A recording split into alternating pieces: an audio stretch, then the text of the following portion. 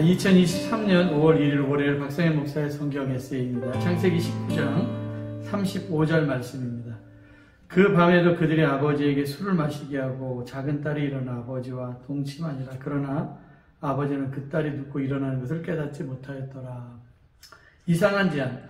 소돔성의 심판과 함께 롯의 가정 완전히 풍비박산 났습니다. 소돔에 대한 미련을 버리지 못한 롯의 아내는 소금 기둥이 되었습니다. 간신히 살아남은 롯과 두 딸은 산으로 올라가 굴 속에 거주하게 됩니다.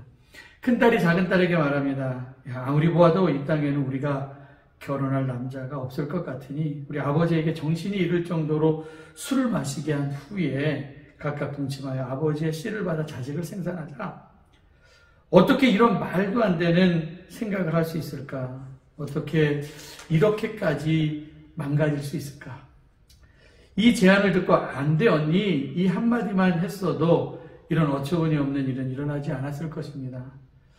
두 딸은 하나님 앞에서 악한 일을 꺼리낌 없이 행했고 결국 롯의 두 딸이 아버지로 말미암아 임신하고 큰 딸은 모압을 낳아 모압 족속의 조상이 되었고 작은 딸은 암몬을 낳고 암몬 족속의 조상이 되었습니다. 페륜.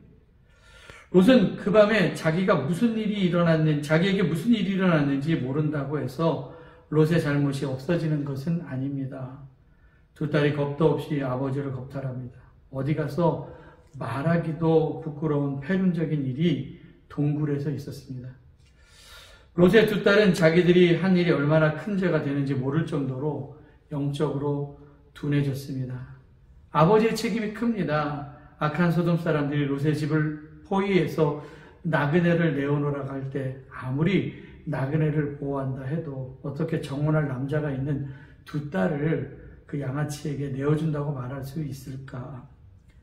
이런 무책임한 아버지의 말을 롯의 딸도 들었을 겁니다. 아버지가 딸에게 겁탈당하는 어처구니 없는 일이 일어난 것은 아버지가 두 딸을 그렇게 키웠기 때문입니다. 잘못된 교육. 아버지가 형편없었으니 두 딸이 제대로 자랐을 리가 없었습니다. 망쳐진 교육에는 정말 약이 없습니다. 신앙교육은 아버지가 경험했던 신앙적 간증을 자녀에게 전달해 주는 것인데 롯은 두 딸에게 해줄 이야기가 없었습니다. 자녀들이 믿음의 길에서 벗어나서 사는데도 부모는 아무 말도 안 합니다. 소돔의 악한 문화를 완전히 차단하지 못하고 생각 없이 따라가게 했습니다.